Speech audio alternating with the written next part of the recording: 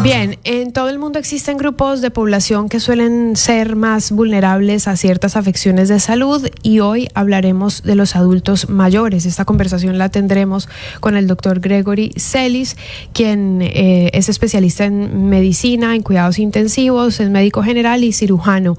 Doctor, bienvenido. Buenas tardes, ¿cómo están? Un gusto saludarte, un fuerte abrazo a la gente que está en el estudio, a todas las personas que nos ven y nos escuchan. Muchísimas gracias. Este tema yo creo que es de bastante interés, nuestra audiencia es bastante amplia, sin embargo yo podría decir que las enfermedades de los adultos mayores pues nos interesa conocerlas a todos, porque o tenemos algún adulto mayor cerca o porque evidentemente dentro de poco estaremos ahí.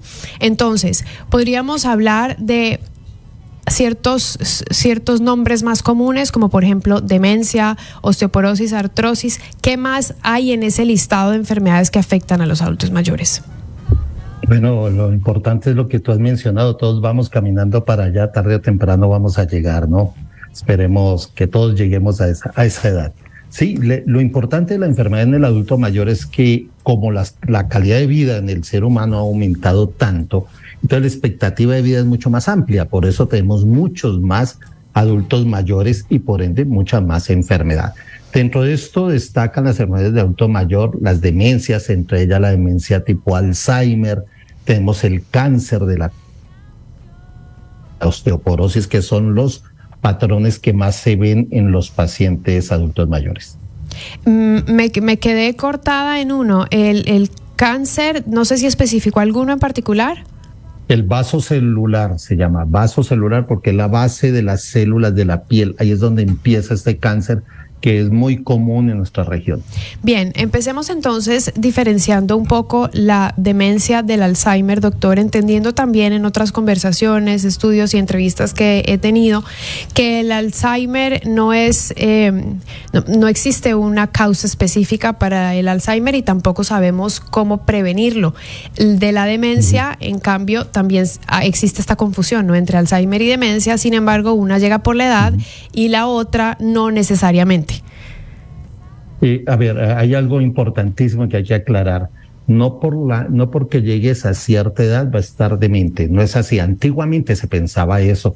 Se pensaba que los pacientes que llegan a pasada cierta edad, 75, 80 años, iban a tener características de Alzheimer o la famosa demencia senil, lo cual no es así, no existe como tal. Lo que existe es un cerebro de un paciente o una persona que envejeció y es sano ese paciente. Otros que corren con demencia. La diferencia es la siguiente. La demencia es una gran enfermedad que tiene varias divisiones. Una de ellas la demencia tipo Alzheimer, que generalmente da a mujeres y no a hombres.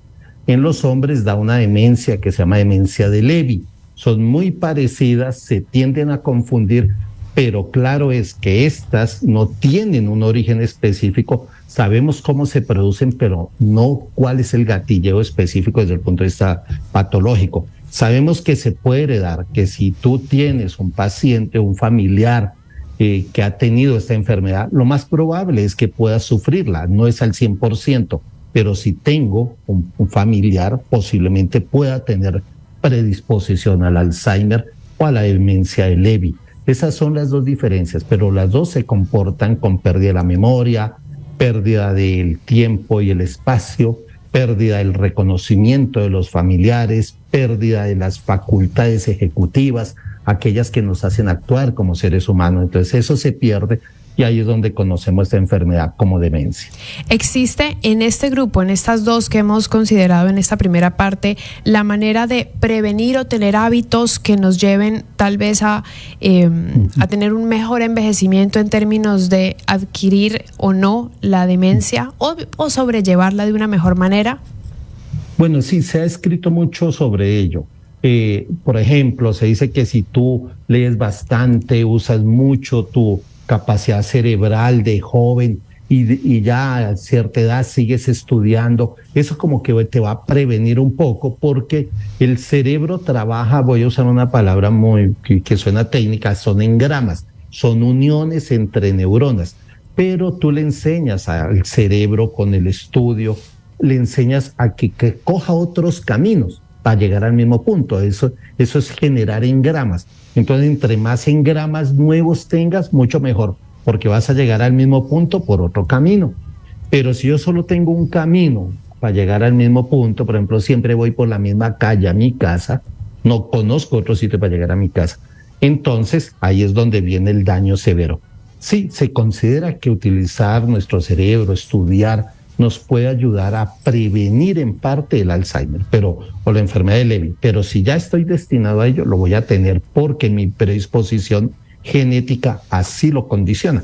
Y además, si es que soy fumador, bebedor, no duermo bien y tengo un mal estilo de vida, también todo esto influye para que se dispare la enfermedad. ¿Cuáles serían las recomendaciones, doctor, entonces, tanto para el paciente como para los cuidadores, una vez haya habido un diagnóstico en demencia? Mira, tocaste un punto interesantísimo que son los cuidadores, pero bueno, ¿cuáles las recomendaciones? Primero, comer bien, hidratarse bien, hacer ejercicio, tener una vida sana, que no fumar. La gente cree que fumar es bueno, no, realmente no lo es, así sea un cigarrillo a la semana, no, fumar hace daño. Tomar licor semanalmente es considerado como alcohólico, es que si yo tomo todos los sábados, es que es una vez a la semana, no, es todos los sábados, usted ya es tan fijo el alcoholismo que lo tiene exactamente cada 7 días o cada 8 días, por decir así. Entonces todo eso daña. Romper esas rutinas de daño de salud es la mejor opción para evitar estas enfermedades. Así que sí, tener un estilo de vida, y los cuidadores deben ser personas que deben recibir entrenamiento y apoyo psicológico.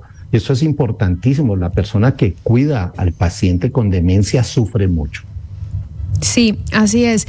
De hecho, hemos hablado antes en el programa sobre conversar cuando todavía el núcleo familiar, o sea, cuando el entorno está listo para hablarlo, sobre los roles que la familia va a tomar, sobre cómo prepararse, cómo distribuir esas cargas. Ya sé, doctor, que usted es médico, pero seguramente dentro de la medicina le toca lidiar también con las problemáticas familiares, ¿no? Y quién cuida a uno y quién tiene la capacidad para esto, para manejar esto de una mejor manera. Y esto también está vinculado con la salud mental de ese entorno que al final va a tener consecuencias sobre el propio paciente. Claro que sí, mira, antiguamente era costumbre que los hermanos mayores, especialmente si había mujeres, ellas se encargaban de la ancianidad de sus padres. Esto no debe ser así. Todos los hijos tienen responsabilidad sobre sus padres, les dieron la vida, les dieron la educación, les dieron la comida, la manutención. Debemos retribuir a nuestros padres ese cuidado, ese apoyo que nos dieron. Pero es todos, tú lo dijiste muy bien, si yo soy una sola persona y solo yo cuido a mi papá y a mi mamá que están ancianos, y fuera de eso uno de ellos padece una enfermedad tipo Alzheimer o Levy, claro, la cosa es bien seria, yo voy a terminar destruyendo mi vida también. Entonces sí se rotan, se ponen turnos, esto es muy saludable. Siempre en esto se buscan grupos de apoyo con psicólogos, con gente que hace terapia aplicada a este tipo de colaboradores. Los que protegen al paciente con Alzheimer necesitan muchísima ayuda y protección psicológica. Sí, y yo creo que estas dos cosas que hemos conversado ahora con respecto a Alzheimer y demencia son importantes porque hacen que despierte tal vez conversaciones en el núcleo familiar. La persona que nos esté escuchando de pronto diga, sí, esta conversación ya es hora de tenerla, o no está siendo equilibrada la forma en cómo estamos manejando esta información o esta situación. Entonces, hoy nuestro tema es las principales enfermedades que afectan a los adultos mayores. Principalmente hemos tocado Alzheimer y demencia, pero existen otras. Por ejemplo, dos que usted mencionó, osteoporosis y artrosis. Hagamos la misma diferenciación, por favor, doctor. Claro que sí, eso es interesantísimo porque muchas veces la gente dice, yo tengo artritis, no es una palabra muy común, tengo artritis, y otros yo tengo artrosis. Entonces, ¿cómo diferencio una de otra si ambas son en las articulaciones, ambas me generan dolor y ambas me pueden generar incapacidad? Sencillo, desde el punto de vista técnico lo vivimos así. La artritis es la inflamación de la articulación, ¿no es cierto?, que viene desde los tejidos externos hacia hacer un daño hacia el hueso. Y la artrosis viene hacia el otro lado, del hueso hacia afuera. Entonces, la artritis y la artrosis, ahí vamos a diferenciarla. Una empieza en el hueso y la otra empezó en los tejidos periféricos. Más allá de donde haya empezado, lo importante es detectarlas a tiempo. Si la persona a una edad, y tú, pasado los 50, 55 años, empieza a tener serios dolores permanentes y que van en aumento y le incapacitan su movilidad, debe acudir inmediatamente a su médico de cabecera. Ese médico familiar, ese médico que siempre ha estado con la familia y le ayuda y lo conoce, él es el que le va a dar el diagnóstico y lo va a transferir a un especialista para que le controle este tipo de enfermedades. Esto hablando de artrosis o artritis, que fue la que usted mencionó, y la osteoporosis. Osteoporosis, muy bien, vamos a explicar esto simple. Cuando uno, desde que uno nace hasta que uno fallece, los huesos se van regenerando todo el día, a toda hora. Entonces tenemos hueso viejo, por decir así, que se va desechando y hueso nuevo que va apareciendo. Ya, esto es un equilibrio. Cuando este equilibrio se pierde y no generamos tanto hueso como el que perdemos, aparece la osteoporosis, el hueso se hace poroso, se hace débil y se fractura con facilidad. Esto se debe a muchos cambios en este proceso de elaboración y regeneración de hueso, pero principalmente se ve más en las mujeres que en los hombres. ¿Por qué? Por el tema generalmente de la menopausia. Las mujeres dejan de producir una hormona que son los estrógenos, y esos estrógenos son los que hacen a la mujer lo que es, la mujer bella, bonita, como la conocemos. Esa mujer deja de producir esta hormona, por eso necesita suplementación hormonal. Y esta hormona le ayuda a la mujer a muchas cosas, a tener una buena calidad de vida, una buena calidad de tejidos, de todos los tejidos, especialmente de los huesos. Y también a nivel cerebral esta hormona le ayuda muchísimo. Por eso es que las mujeres sufren más de Alzheimer, como hablábamos antes, y también sufren más de osteoporosis, es por este tema hormonal. ¿Esa suplementación hormonal tiene consecuencias? ¿Tiene efectos secundarios, doctor? Claro que sí, como toda medicación. Algo que debemos ser conscientes es que ninguna medicación es un juego. Esto es mucho para la ciudadanía que nos escucha. No nos automediquemos, no tomemos medicación porque alguien me dijo. Si ese alguien no es un médico, no le haga caso. Eso empezando por ahí. Entonces sí, la suplementación hormonal tiene su riesgo, tiene su cuidado, pero para eso está el médico. El médico está entrenado y el médico hace exámenes periódicos donde ve los niveles hormonales y de esta manera puede ayudar y colaborarle más a su paciente. Es el médico quien toma la decisión de frecuencias, tiempos y dosis de esa suplementación hormonal. Bien, ¿y el especialista indicado en este caso quién sería? Son dos especialistas y esto hay que reconocerlo tácitamente. Generalmente el ginecólogo es el médico, no solo ginecólogo de la mujer, sino es el médico general de esa mujer.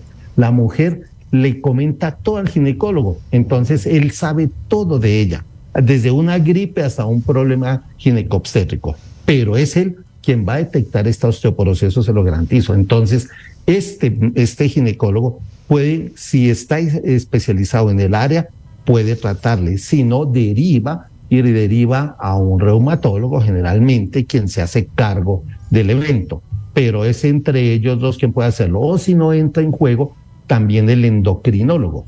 Entonces, estos tres tipos de especialistas le van a atender muy bien, pero seguro que va a ser el ginecobstetra el que va a darse cuenta y va a empezar el proceso de tratamiento. Y es que me parece importante entender esta conjugación de especialidades, porque usted mencionó el ginecólogo, el reumatólogo, el endocrinólogo, y no sé qué tan frecuente es que haya esta comunión entre todos, debido a que una suplementación que me tal vez manden a mí, una vitamina, me puede afectar tal vez los huesos a futuro, y si yo no lo estoy viendo de manera integral, entonces ¿cómo me trato? Y cómo poner de acuerdo la dosis para que la hormona que yo estoy resolviendo hoy no me maltrate mis huesos del mañana. Sí, es que lo que tú dices es lo ideal, no hay nada que hacer. Un médico juicioso, un médico ético, le transfiere a otro especialista a su paciente. Es muy común hacerlo entre nosotros.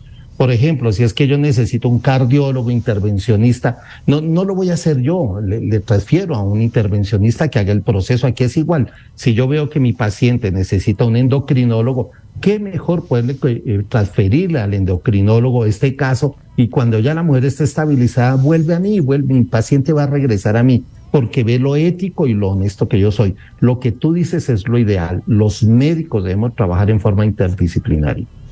¿Cuáles serían las preguntas entonces, doctor Celis, que un paciente común que no tiene altísimo conocimiento de la consecuencia de un tratamiento, por ejemplo, en otra área, vamos a decir, la consecuencia de un tratamiento hormonal en los huesos? Entonces, ahí están conjugados dos especialistas, pero yo soy paciente, ni estudié medicina. ¿Cuáles serían las preguntas que deberíamos hacerle a uno de esos dos especialistas o de esos tres especialistas para que el doctor, con esa integración de saberes que tiene, me pueda llevar hacia el otro especialista? Claro que sí, pues empezando cuando la mujer le dice al médico: doctor, vea, yo siento muchos dolores en los huesos. Entonces ya de entrada dice: a ver, él es ginecólogo, ¿me podrá tratar mis huesos? Entonces la primera pregunta es: yo tengo este problema en los huesos, doctor, ¿será esto una osteoporosis? ¿Será que está iniciando la osteoporosis? ¿Debería ir al endocrinólogo?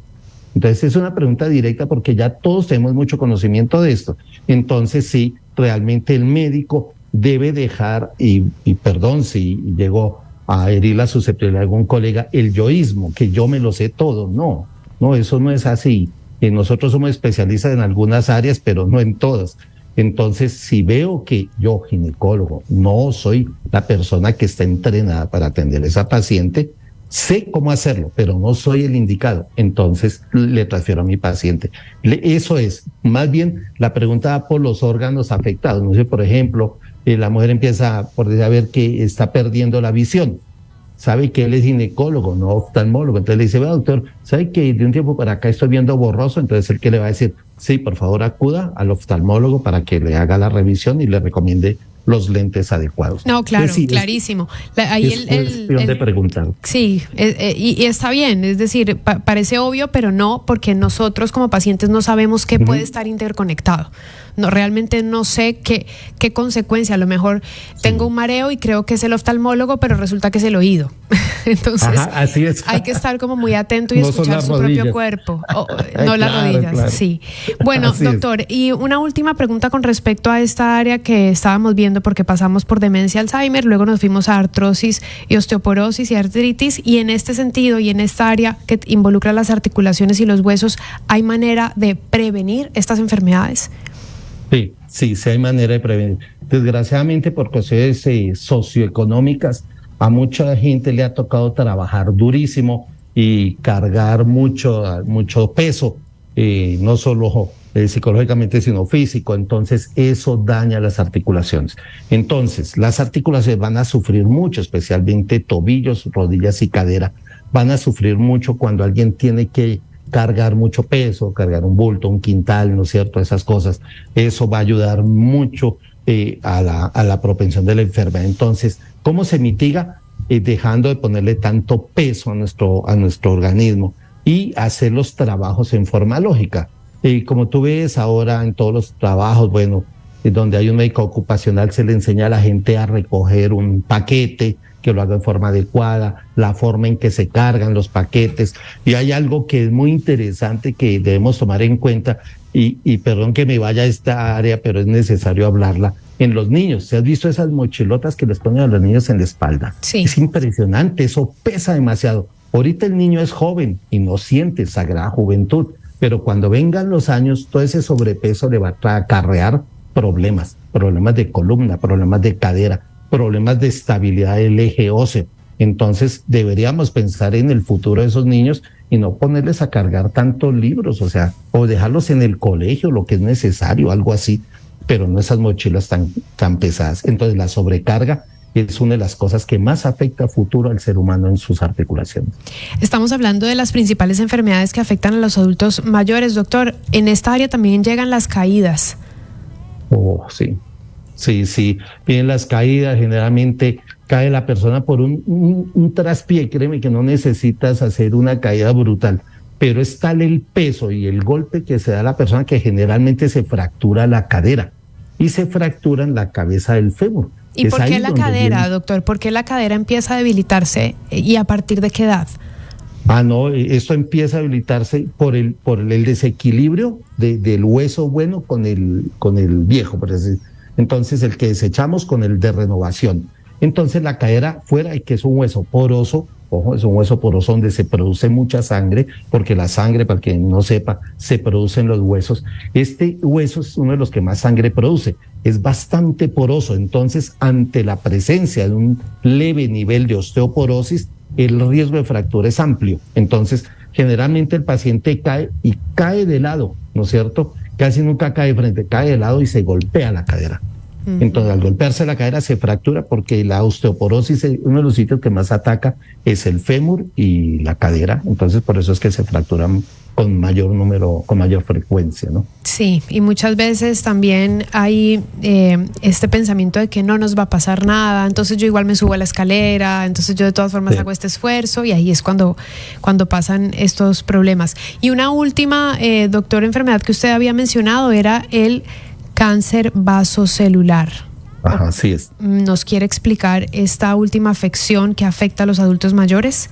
Claro que sí, esto se ve muy frecuente aquí en nuestro país porque, a ver, nosotros nos llamamos Ecuador porque estamos en la línea ecuatorial, primero. Segundo, en Ecuador los rayos solares son prácticamente perpendiculares, ¿no es cierto? Especialmente en la sierra, aquí en Quito, una de las ciudades más secas del mundo, los rayos nos caen de frente. Y no es que porque yo esté en Guayaquil no me va a caer tan de frente, me cae más perpendicular a que yo esté en Estados Unidos.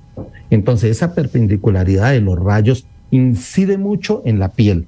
Y la piel de nuestra gente realmente es bastante delicada en esta zona ecuatorial. Y existe mucha radiación, los rayos ultravioleta A, B y C. Los A se meten dentro de la piel, los B se quedan encima y los C se quedan en la capa de ozono. Pero los A y los B tienen la particularidad de alterar la genética de las células de la piel y se genera este tipo de cánceres que se llaman vasocelulares. Se ven mucho en la nariz, en las mejillas, en las manos, en los hombros, donde más incide. Y otro sitio que es frecuente ver es en el borde del lóbulo de la oreja, ahí se ve mucho cáncer vasocelular también.